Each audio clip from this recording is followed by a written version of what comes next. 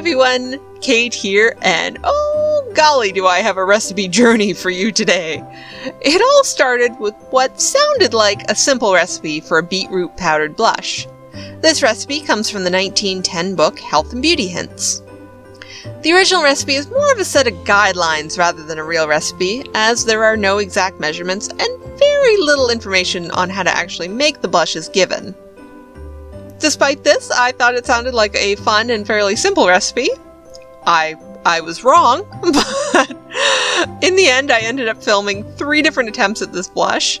So let's start in chronological order with my first and perhaps more accurate attempts at this blush.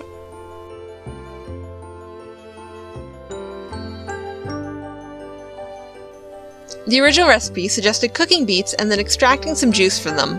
Instead of using the juice, I had the supposedly brilliant idea of using beetroot powder mixed with rose water in its place.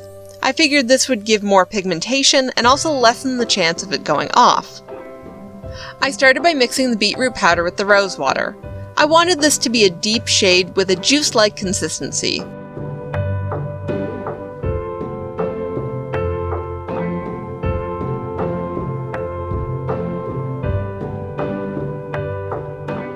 As the original recipe suggested, I then added a few drops of lavender oil.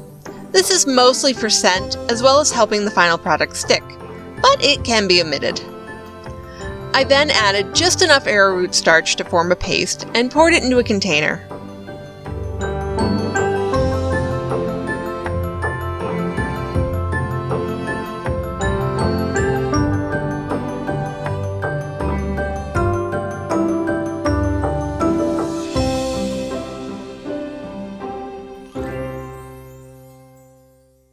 As it was drying, it smelled really nice for about 2 days, and then it started to turn. After about a week of drying, we ended up with this. Yeah, not something I really want to put on my face. Also, the color is quite disappointing. Even if it hadn't have gone off, there wouldn't have been enough pigmentation to work as a blush, even on my freakishly pale skin. So, back to the drawing board.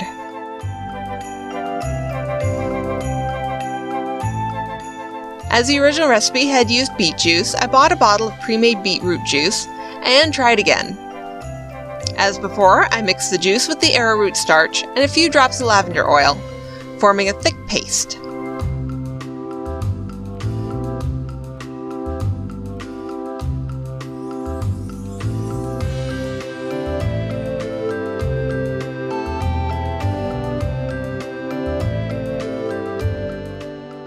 As I didn't want it to go off again, this time I added a few drops of a broad-spectrum preservative.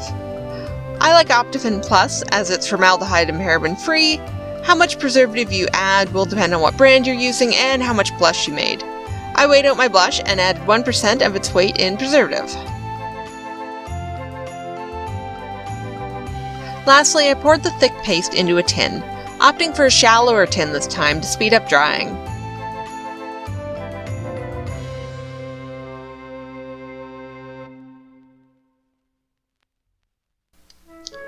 Well, the good news is that this one didn't go off, but it didn't work either.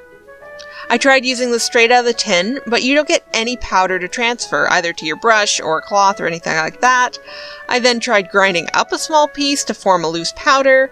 This really didn't have much color to it once it was ground, and it didn't stick to the skin at all. I also tried using this as a cake product with a sponge and a bit of water.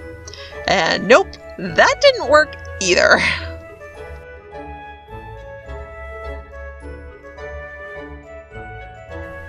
At this point, I'd given up on the powder idea. The beetroot just doesn't give the powder enough pigmentation.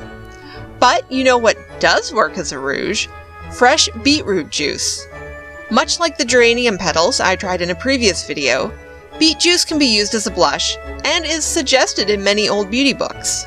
As I wanted a shelf-stable product that wouldn't get moldy like fresh juice would, I went back to the beetroot powder to concoct a liquid beet blush. While this blush may not be an actual historical recipe, It does give a historical look and is concocted using period-appropriate ingredients.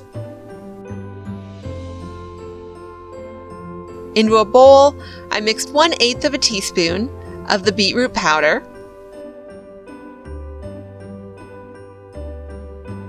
1/4 of a teaspoon of vegetable glycerin,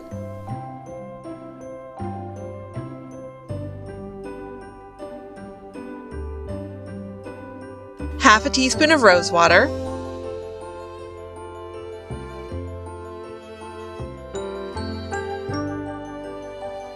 and a drop of lavender oil. I said lavender oil. Lavender oil? It seems I'm out of lavender oil, because of course I am. In a pinch, rose oil will also work for this. Then, as before, I weighed the mix and added in the appropriate amount of my preservative.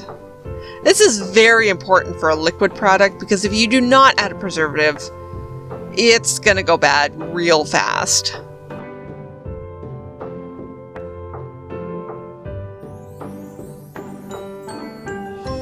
To get the most pigmentation possible, I let the mixture steep for a few hours before straining through an unused tea bag.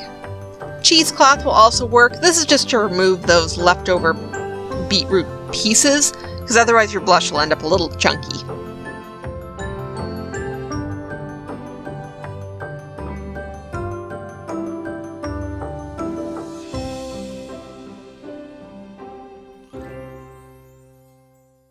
For easy application of this blush, I opted to pour the mix into a little roller ball.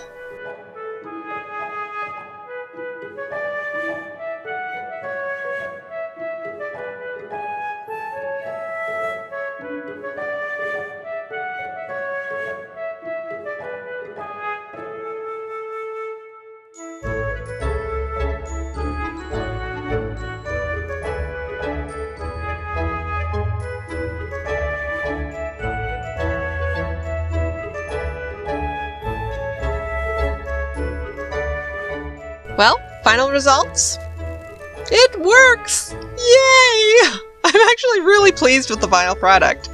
It's quick and easy to apply, stays well on the face, and it gives a lovely natural looking flush to the cheeks.